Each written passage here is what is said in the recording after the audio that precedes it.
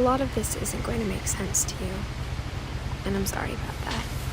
I'm just going to start at the beginning, with the house.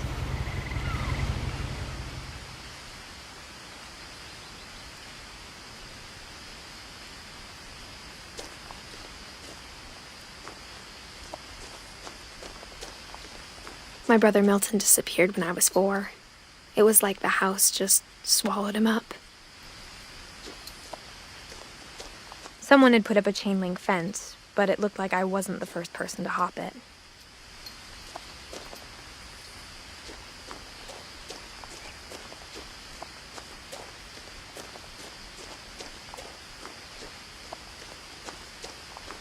I lived here until I was 11, but I wasn't allowed inside half the rooms.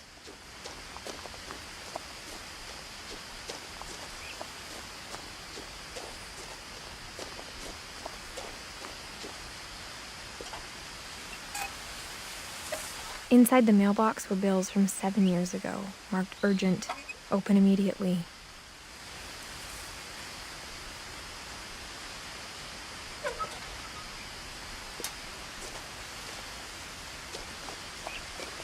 I hadn't been back since my brother Lewis's funeral.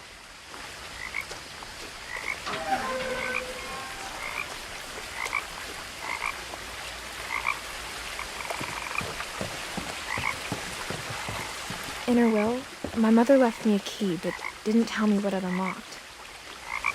Maybe she thought I'd know, or she thought that the mystery would be enough to bring me back.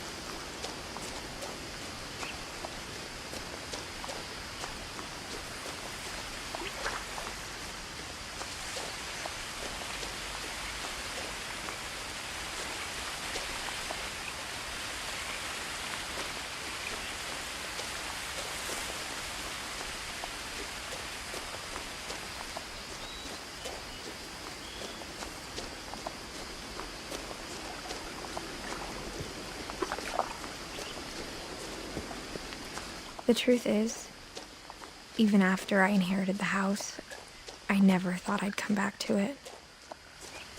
But now I had questions about my family that only the house knew the answers to. The woods around the house have always been uncomfortably silent, as if they're about to say something but never do.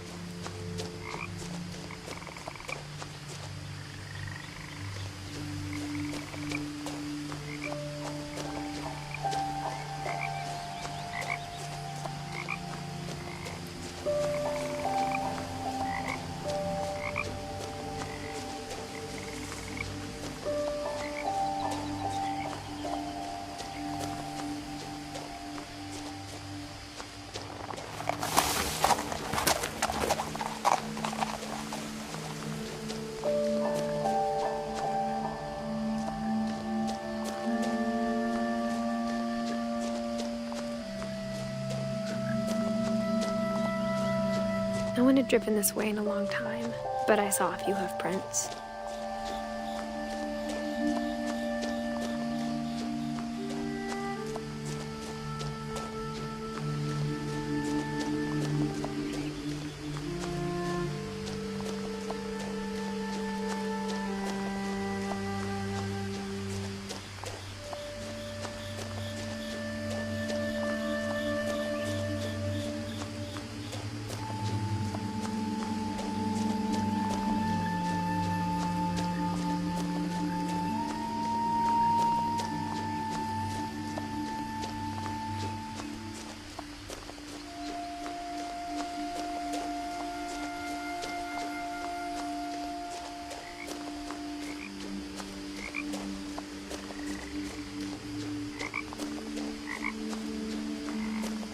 house was exactly like I remembered it, the way I'd been dreaming about it.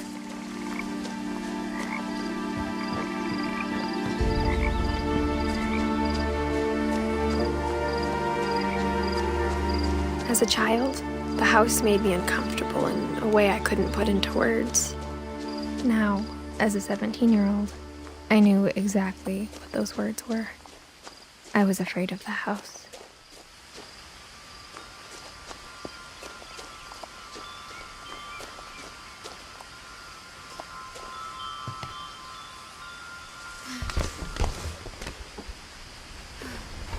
Crawling through the doggy door used to be a lot easier when I was 11.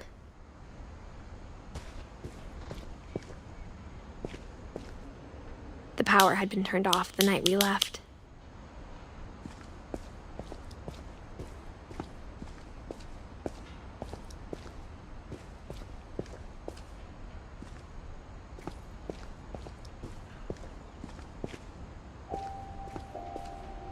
For the first time in years,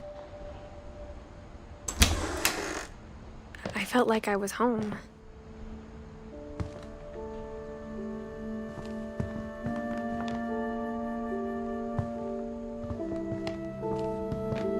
But instead of a family, there were just memories of one. Like how only one restaurant would deliver to our house, so we had Chinese a lot.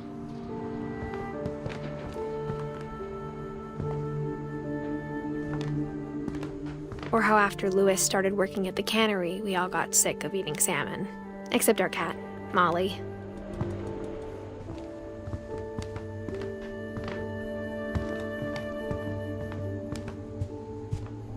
The table was still a wreck from the night we left.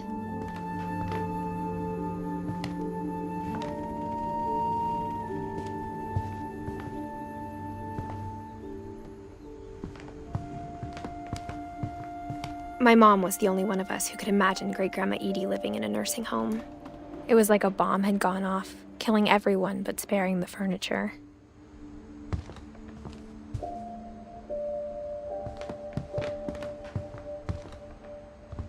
Nothing in the house looked abnormal.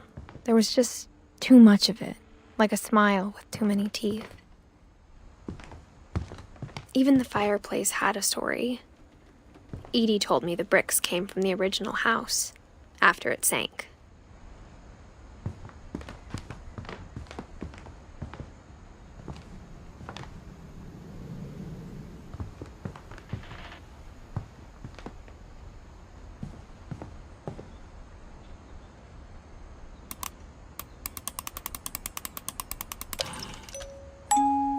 Great-Grandpa Sven built a music box for Barbara, along with the rest of the house.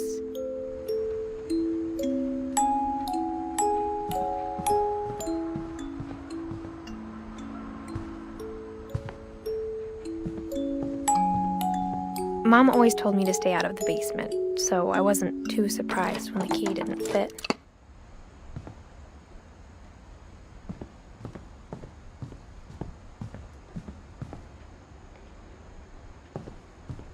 My mom wasn't much of an optimist, but she never stopped believing that my brother Milton was alive.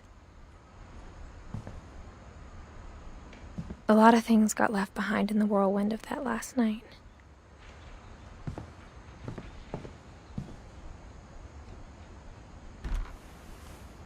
Edie told me once that every Finch who ever lived is buried somewhere in the library.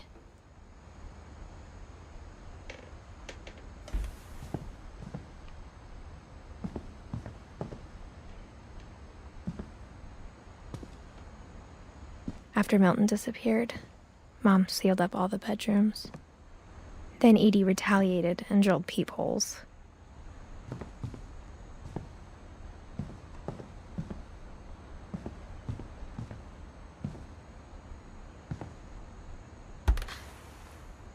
Molly always seemed like a girl I could imagine being friends with, if she hadn't died in 1947.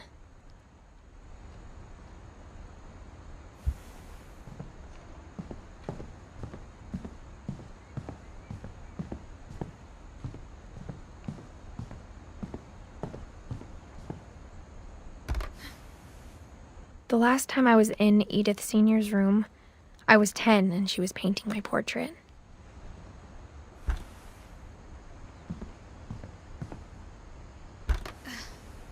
As a kid, I just assumed every house had peepholes and sealed rooms you weren't allowed inside of.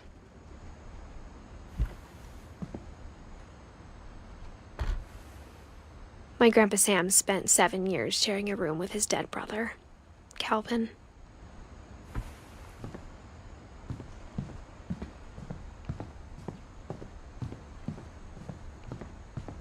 Whenever people ask me about my family, the first thing they always want to know about is Barbara.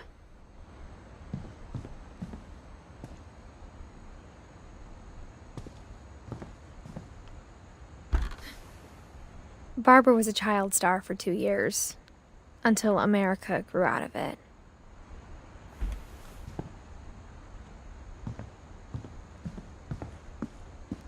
Mom must have locked the third floor stairs on the night we left. Edie's father, Odin, built the original house.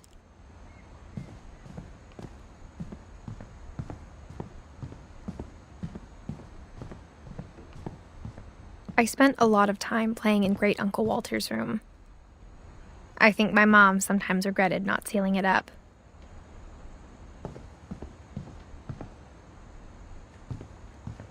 Lewis told me there were secret passages, but I never believed him.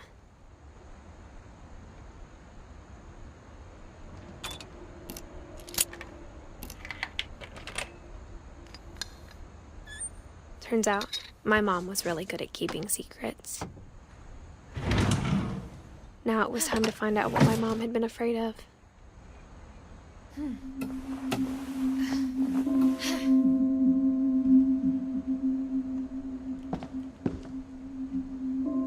From the paintings on the wall, it was clear my brother Milton had been here before me.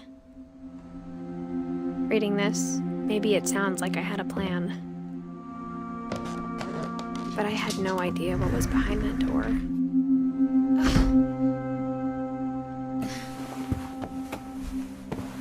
Just like I had no idea where all this was gonna lead. I grew up looking at Molly's room through the peephole. Molly's gerbil had a tiny bedroom with its own even tinier gerbil cage.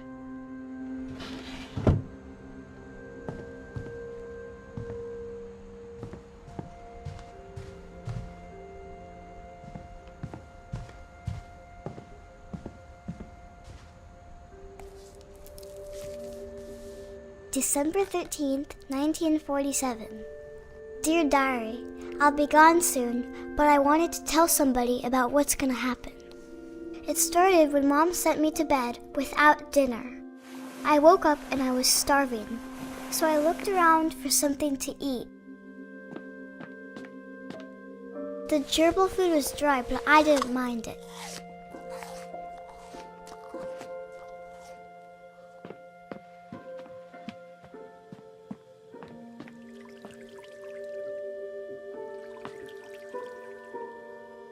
I thought about eating Christopher, but I held back.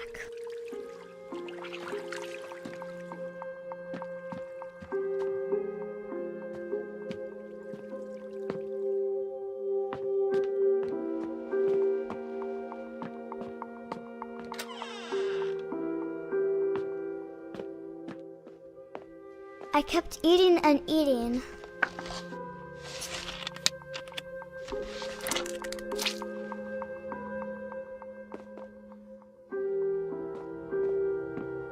I ate a lot of things that night.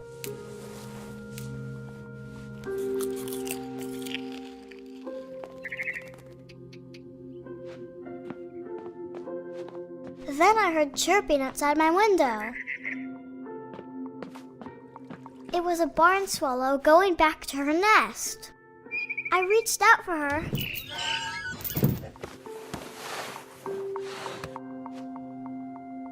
And suddenly, I was a cat.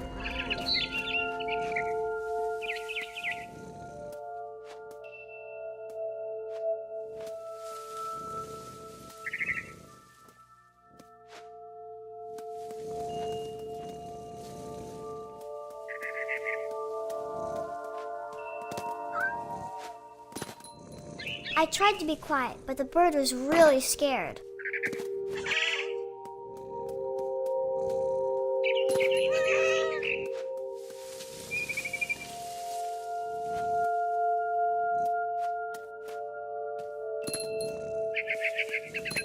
Mom and Dad didn't even look at me.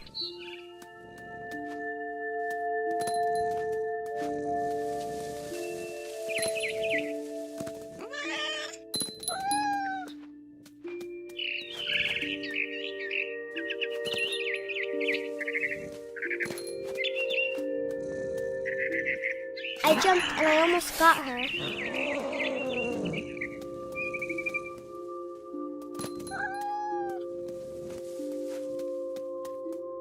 I could tell she was getting really tired. Now I was up in the big tree. I promised Dad I wouldn't climb it anymore. All I cared about was eating that mama bird. I gobbled her up. And suddenly, I was an owl. First, all I heard was the wind. Then I heard little teeth nibbling in the grass.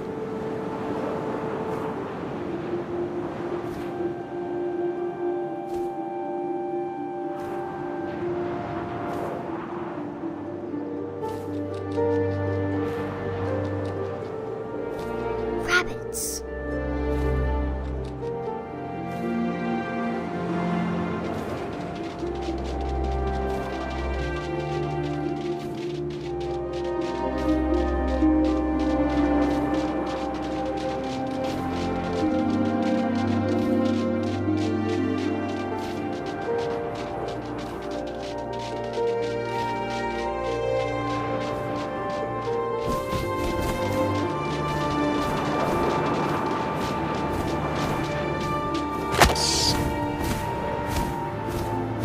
I imagined his face looking up and seeing mine through my talons.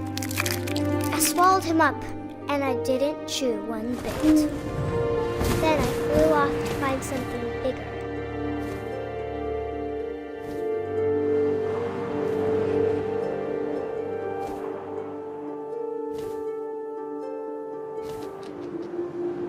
A mama rabbit.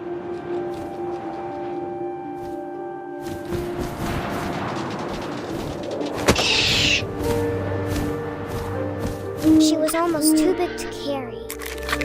I started choking, but I couldn't stop eating. And suddenly, I was a shark.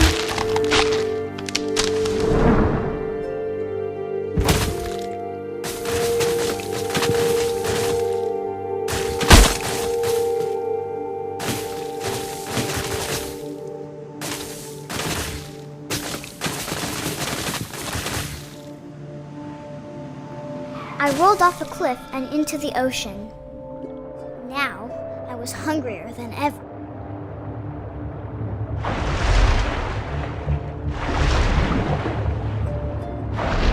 I wanted fat, juicy seals.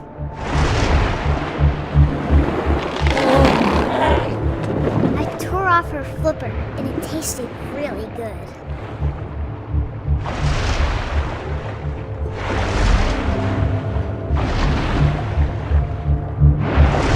Grabbed on tight. But I was so hungry, I jumped out of the water.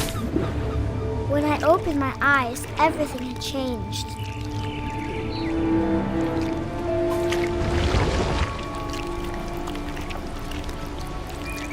Now I was a monster, and I smelled people everywhere.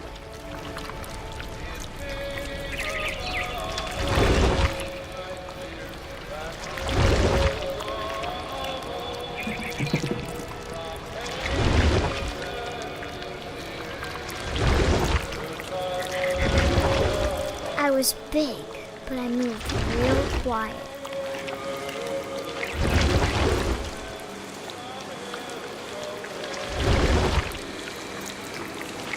I wanted to stop, but also I didn't.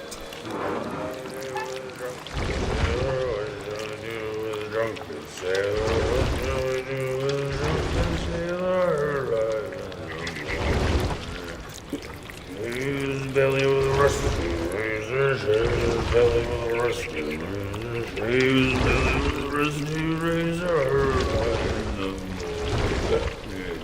What shall I do with a drunken sailor? What shall I do with a drunken sailor? What shall I do with a drunken sailor? Put him in the captain's daughter, put him in the captain's daughter, put him in the captain's daughter.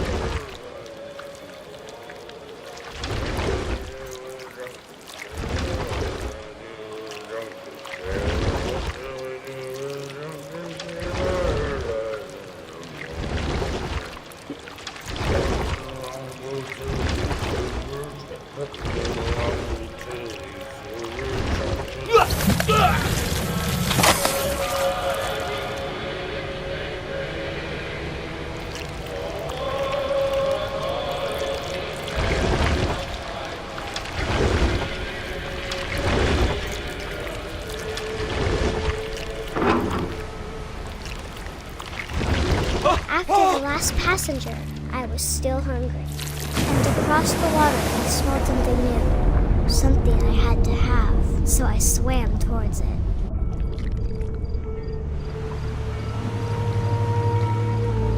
I slithered onto the sand, and the good smell went into an old pipe.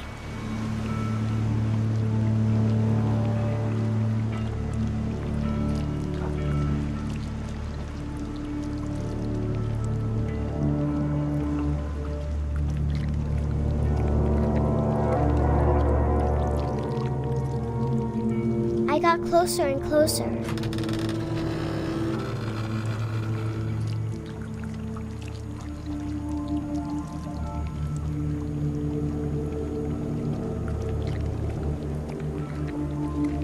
All of my stomach started growling.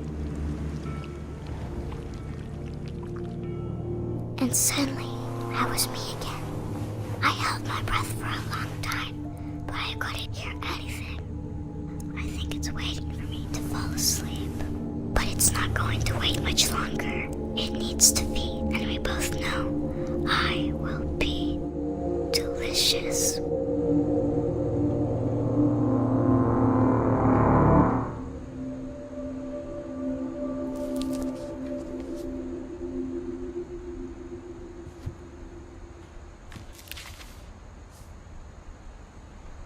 I'm not sure if I believed all of that, but I'm sure Edie would have.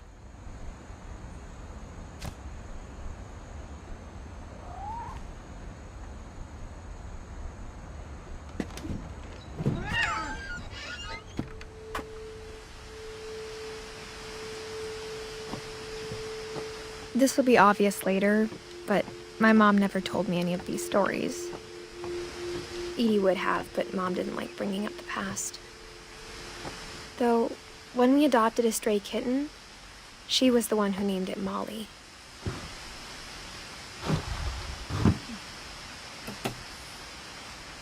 I spent a lot of time in Great-Grandma Edie's room.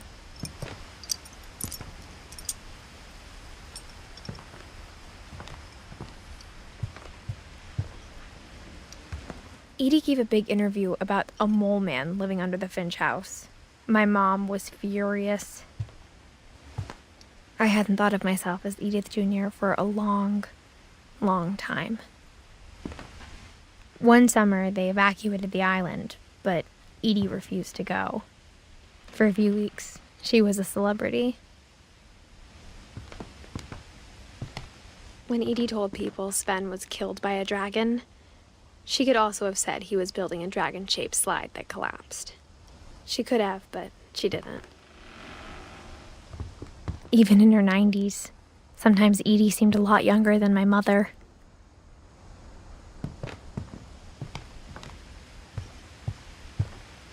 Louis died a week before we left, but Edie had already started to memorialize him. Edie knit me a new pair of gloves every year, just in time to replace the old ones. Her room was like a museum. For 500 years, the Finches have been famous throughout Norway for their fortune and misfortune. Odin Finch buries the latest victims of the family curse, his wife Ingeborg and their newborn son, Johann. On January 7th, 1937, he set sail with his family and his house, hoping to leave the curse behind. But 40-foot waves off the coast of Washington send the house and Odin to the bottom of the sea. Odin's daughter Edie, with husband Sven and baby Molly, step ashore on their new home, Orcas Island. Odin Finch is the first to be buried in the new family cemetery. His daughter Edie is already dreaming of a new Finch house.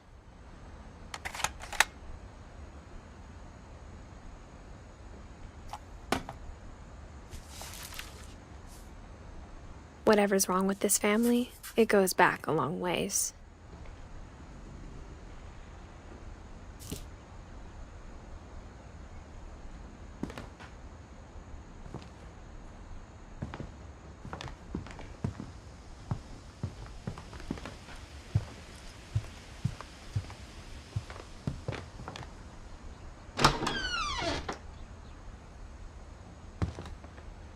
The only trace Grandpa Sam's first wife, Kay, left on the house was the pink bathroom. It was a pretty big trace.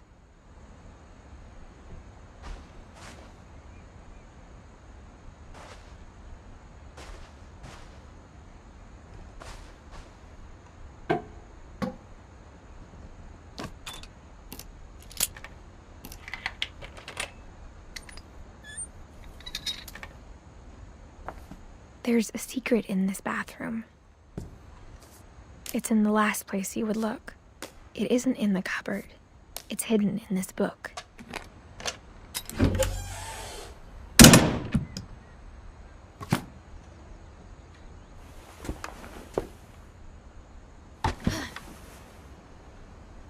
Sven gave Sam an old camera he'd refurbished. He never put it down.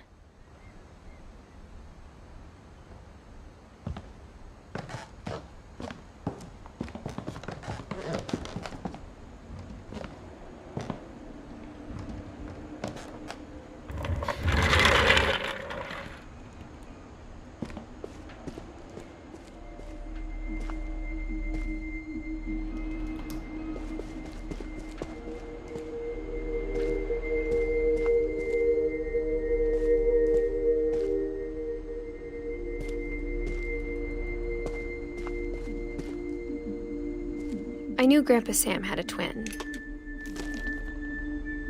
and that he never talked about him.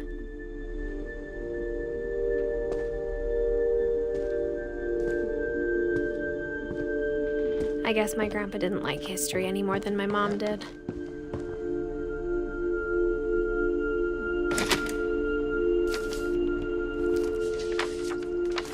How I Want to Remember My Brother by Sam Finch. The thing I remember is that when he made up his mind, that was it.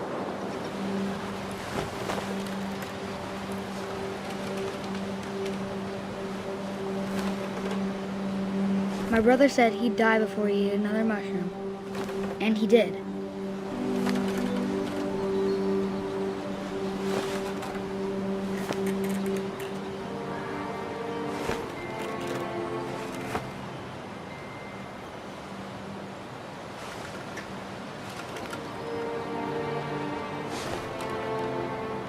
At Barbara's funeral, we swore we'd never be afraid again, and he wasn't.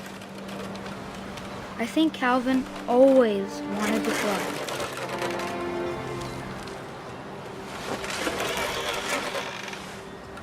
Sam! Calvin! Dinner's ready! Coming! But that day, he finally made up his mind to do it. I told him going around was impossible. Maybe if I hadn't said that,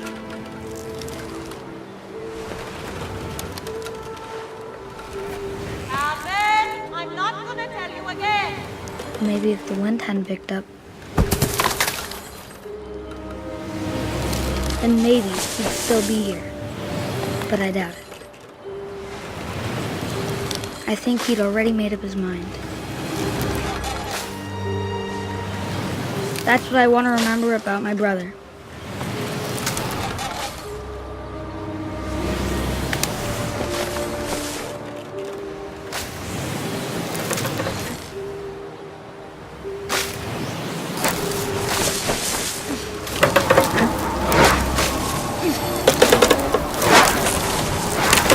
The day he made up his mind to fly.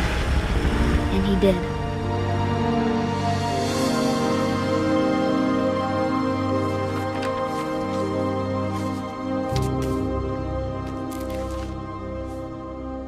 Calvin's story felt strangely familiar. When I was younger, I remember trying to do the exact same thing.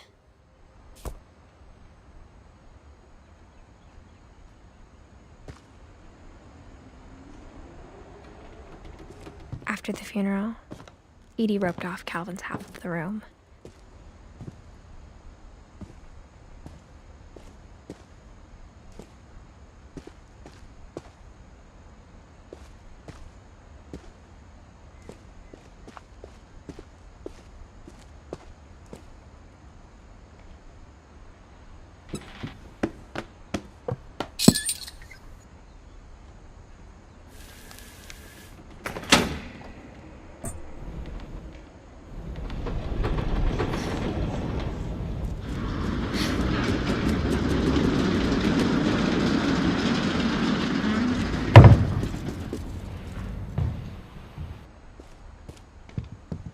The passages were a pretty tight fit.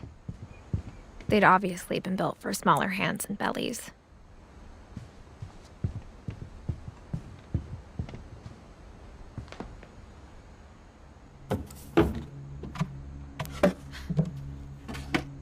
Growing up, I always thought of Barbara as a child star.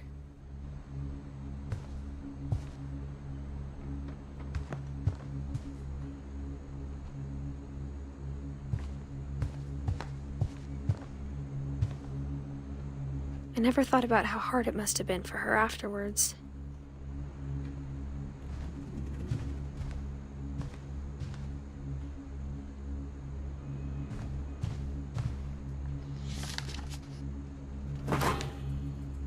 Of all the stories people wrote about Barbara's death, I'm surprised Edie saved this one.